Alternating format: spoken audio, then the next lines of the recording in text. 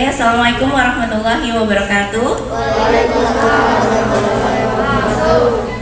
Hari ini kita akan menambah materi sebelum memulai pembelajaran. Tapi agar kegiatan kita diridhoi oleh Allah, kita akan membaca surat Al-Fatihah dulu. Liridha'illahi lahumul Fatihah. A'udzubillahi minasyaitonir rajim. Bismillahirrahmanirrahim. Alhamdulillahi rabbil alamin. Ar-Rahmanir-Rahim. Maliki yaumiddin. Iyyaka na'budu wa iyyaka nasta'in. Ihdinas siratal mustaqim. Siratal ladzina an'amta 'alaihim ghairil maghdubi 'alaihim waladdallin. Amin. Oke. Hari ini puasa? Siapa yang puasanya sudah bolong?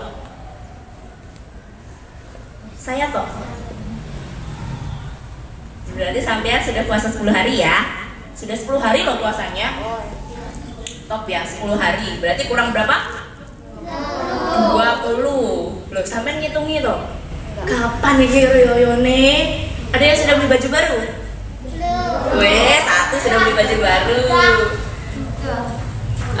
Ada yang sudah ini planning, aku mau ke rumah nenek. Yang laki-laki nggak ada yang planning ya? Nggak ada. Kan soalnya masa pandemi ya, pandemi di rumah aja. Oke, hari ini kita akan menambah materi tentang sodaqah. Yang lebih terperinci manfaat dari sodaqah. Siapa yang sudah pernah mendengar sodaqah? Kata-kata sodaqah.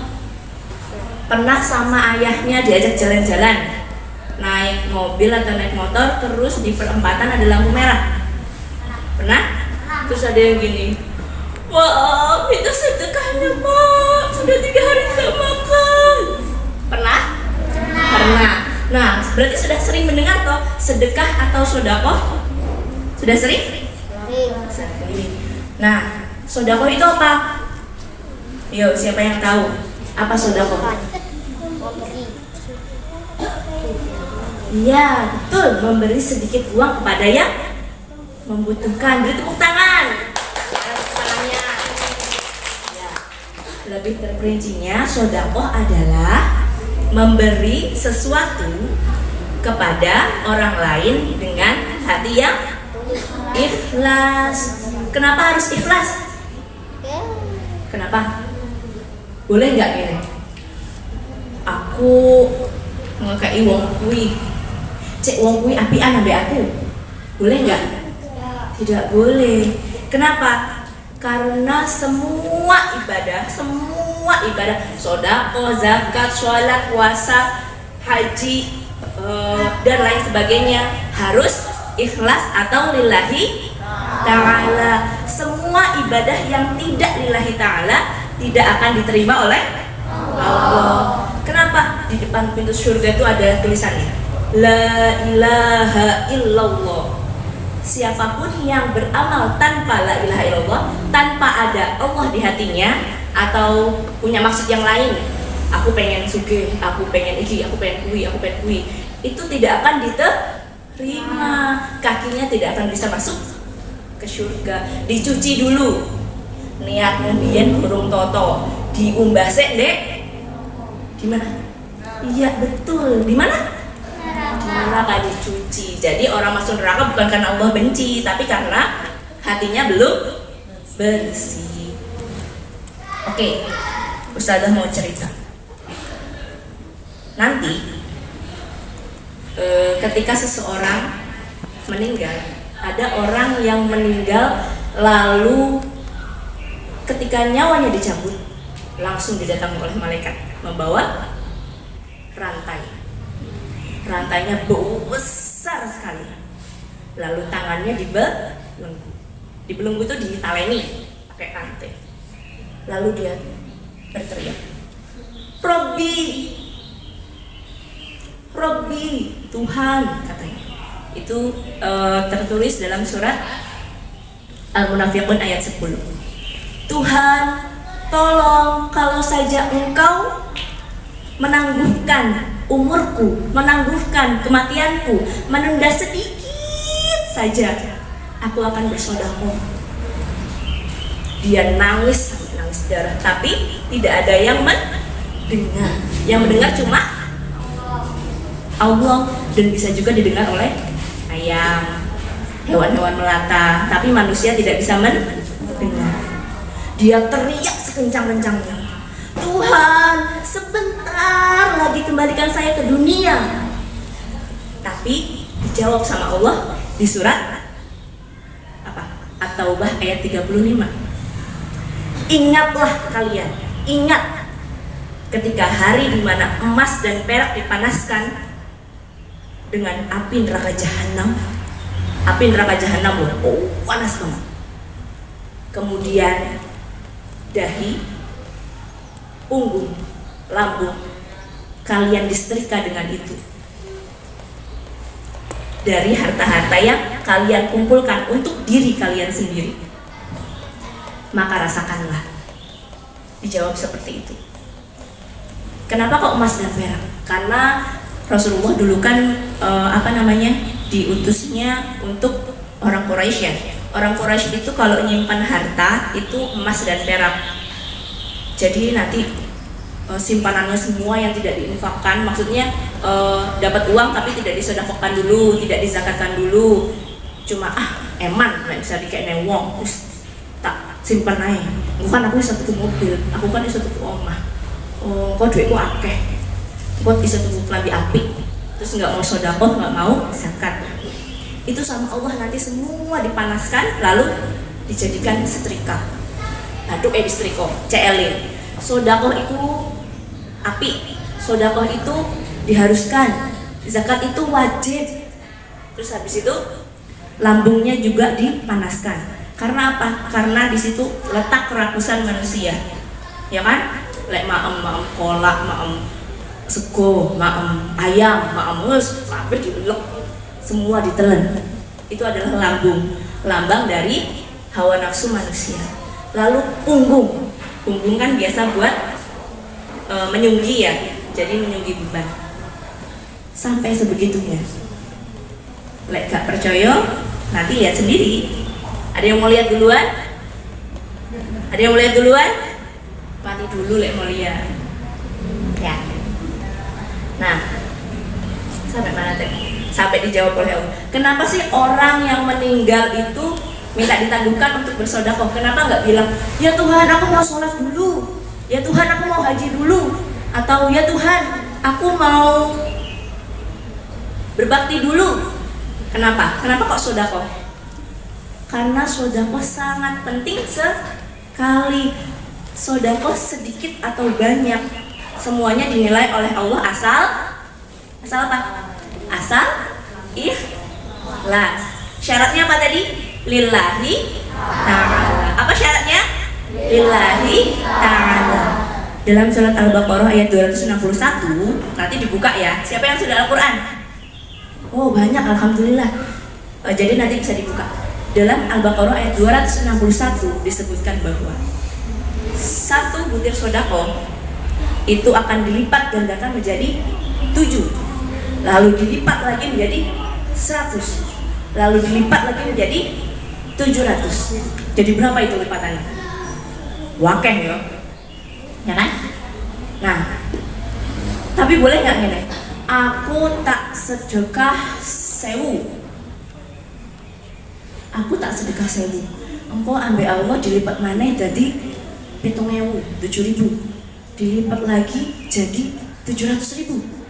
Kalau dilipat 700 lagi jadi 49 juta. Weh, misalnya aku sedekah 1000 berarti jadi dapat 49 juta. Boleh nggak seperti itu? Boleh nggak? Siapa yang menurut sampean boleh? Katakan. Yang berpendapat tidak boleh, angkat tangan. Iya betul, tidak boleh, karena syaratnya harus apa? Lillahi ta'ala. Allah akan melipat gandakan sesuai dengan kehendaknya, Jadi gak oleh aku sedekah 1000 pokoknya Gusti Allah kudu ngekei aku 49 juta. Kan wis ditulis di surat Al-Baqarah. Ya nggak begitu ceritanya, nggak begitu jalan ceritanya. Jadi Allah akan melipat gandakan sesuai dengan kehendaknya, terserah Gusti Allah. Yang pertama apa tadi? Allah akan melipat gandakan sedekah, pahala sedekah. Yang kedua, Allah akan melapangkan dalam situasi yang sempit. Sempit dalam artian bukan sempit bajumu. Misalnya, kelambiku kecilian aku tak sedekah cek longgar. Ya gak ngono, Mbak. Sempit itu dalam artian kondisi yang sangat membuat hati itu menjadi ya Allah kok anyaman, ya Allah kok sedih men. Itu sempit. Bisa dalam belajar, bisa dalam mencari harta, mencari nafkah, mencari ilmu, mencari jodoh. Belum mencari jodoh saya? Belum ya? Belum, masuk kelas 4 SD. Jadi mencari dan lain sebagainya itu kan biasanya kalau belum dapat kan sempit toh hatinya. Nah, tapi tidak boleh diniati untuk melonggarkan. Misalnya gini, macam mana guruku tuh ngulang aku bolak-balik sampai mulutnya itu berbusa, tapi aku nggak ngerti. Aku tak sedekah wis biar supaya pikiranku menjadi luas. Boleh nggak? Boleh nggak? Boleh nggak? Siapa yang bilang boleh angkat tangan? Yang bilang tidak angkat tangan? Ya betul, tidak boleh karena sedekah harus lillahi ta'ala, harus lillahi ta'ala. Tapi kalau misalnya kita sudah lillahi ta'ala, ikhlas, Allah akan melapangkan sendiri. Oh, orang ini sedekahnya sudah ikhlas, hatinya sudah lapang, sudah sabar, otaknya tak encerkan, tak jernihkan, hatinya tak lapangkan. Itu caranya Allah. Jadi nggak ingin aku tak sedekah ben urusanku lancar. Itu berarti tidak lillahi ta'ala ya. Lalu yang ketiga, Mbak Leni, yang pertama tadi apa? Manfaat sedekah. Sudah lupa? Apa? Manfaat sedekah yang pertama? Apa tadi? Dilipat gandakan apanya? Pahalanya. Mbak Leni, ayo yang pertama.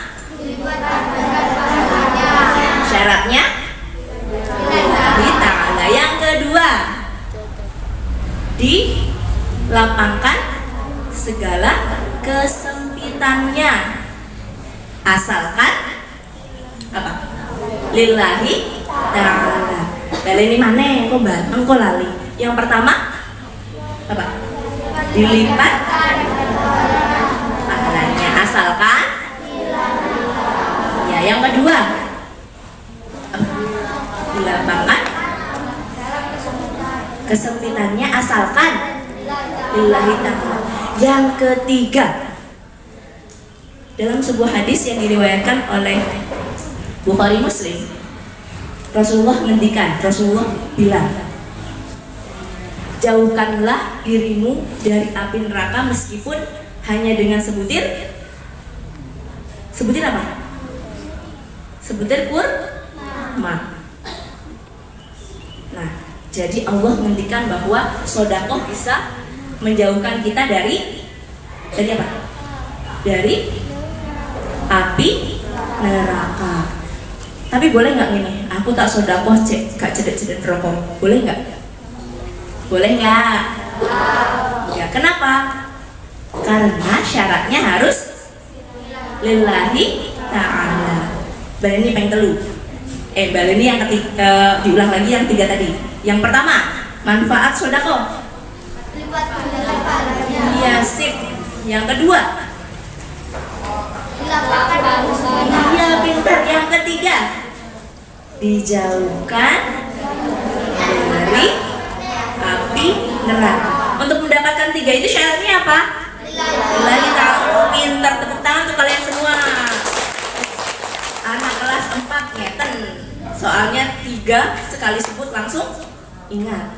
Tapi jangan diingat toh, dipraktekkan. Nah, untuk mengakhiri kultum ya, kuliah 7 menit atau 10 menit. Ustazah mau cerita satu lagi. Jadi pada zaman dahulu ini malaikat Jibril menceritakan kepada Rasul dan Rasul menceritakan kepada sahabat. Dituangkan dalam kitab Durratun Naksihin, insyaallah. Nah, ada satu orang umurnya tuh panjang. Jadi orang dulu tuh umurnya panjang-panjang panjang-panjang mbak, sangat panjang. Zamannya Nabi Nuh bisa sampai ribuan, zamannya Nabi Adam bisa sampai 1500 tahun umurnya, panjang. Nah, ada satu orang yang sangat ahli ibadah sekali, sangat ahli ibadah banget. Dia selama 500 tahun tidak putus-putus beribadah, zikir aja. Dia berhenti berzikir hanya ketika memenuhi hajat, ke kamar mandi gitu. Nah, berhentinya lagi ketika apa? Ketika makan. Nah, sama Allah itu ditumbuhkan satu pohon delima. Pohon delima itu hebatnya berbuahnya pagi dan malam, siji. Jadi selama hidupnya dia makan buah delima, minum air. Jadi dia tinggal di satu pulau gitu. Di pulau itu ada gunung, sendirian. Jadi kerjaannya ibadah aja. Nah, ketika di yaumil hisab itu hari hitung-hitung, amalmu berapa, dosamu berapa, akehan di gitu ya, dihitung-hitung. Allah ngendikan, Allah berfirman, wahai malaikat, hambaku ini rajin ibadah, masukkanlah dia ke dalam surga karena rahmatku. Terus hamba itu bilang, enggak, saya masuk surga karena ibadah saya. Terus Allah tanya, benar karena ibadahmu kamu masuk surga? Iya, saya sudah beribadah selama 500 tahun. 500 tahun. Terus Allah memanggil malaikat, ya malaikat, coba ditimbang amalnya dengan nikmat yang sudah aku berikan. Ditimbanglah amalnya 500 tahun beribadah gitu. Lalu diberi nikmat sama Allah, banyak kan, ada mata, ada telinga, ada rezeki dan lain sebagainya. Ternyata ibadah 500 tahun itu cuma bisa membayar nikmat satu mata. Matanya dia bisa melihat, itu adalah nikmat dari Allah. Terus dia bilang, kalau kamu masuk surga karena ibadahmu, maka bayar yang lainnya, kaki, tangan, mata yang sebelahnya, hidung, kulit, dan lain sebagainya. Lalu dia diam dan menyesal. Ternyata semua orang yang masuk surga itu bukan karena ibadahnya, tapi karena rahmat Allah. Jadi mulai sekarang kalau beribadah kita jangan cari pahala, jangan cari ganjaran, karena terkadang pahala dan ganjaran kita itu menyebabkan kita tidak lillahi ta'ala. Kita mencari rahmat Allah, mencari rahmat Allah. Kalau Allah sudah merahmati, maka segala kesempitan akan menjadi luas, segala kesulitan menjadi mudah. Kalaupun itu tetap sulit, hati kita tetap lapang karena Allah memberikan ketenangan. Kurang lebihnya Ustazah mohon maaf, karena pasti Ustazah ngomongnya ada salah-salahnya, itu murni dari kesalahan saya. Saya akhiri, wassalamualaikum warahmatullahi wabarakatuh.